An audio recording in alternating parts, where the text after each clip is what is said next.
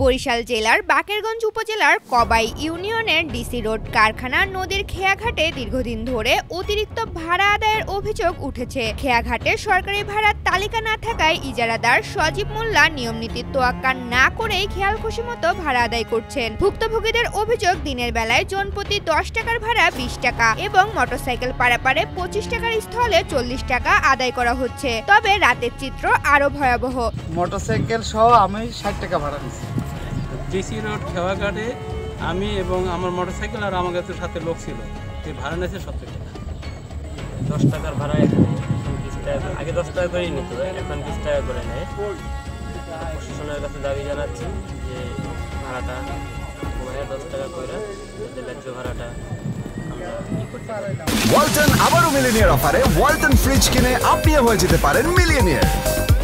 Millionaire ছড়াছড়ি দেশ জুড়ে, এটা শুধু ওয়ালটনই পারে।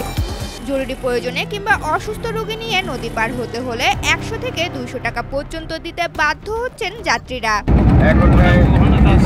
আপনি ভাড়া কত দিচ্ছেন? আমি 20 টাকা দিচ্ছি। 10 টাকায়, তারপরে করলো 15 টাকা, এখন ভাড়া নেয় 20 টাকা। ডিসি রোডের খেয়াঘাটে ভাড়া লেখতে বললে 10 টাকা হইলে এটা ঠিক হয়। 10 টাকায় সচরাচর ভাড়া, এটাই করা দরকার। 20 টাকা করিয়া 20 টাকা নিতে বলছে কি? ঘাট মালিকের নাম কি? তুরন মাস্টার।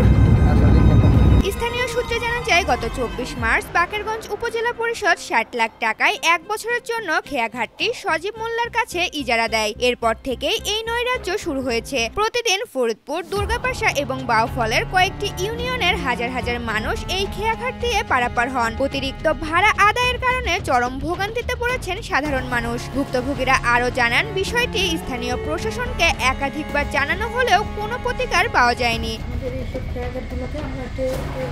দিয়েছি অলরেডি সব জায়গায় পরিচার স্থাপন করা হয়েছে।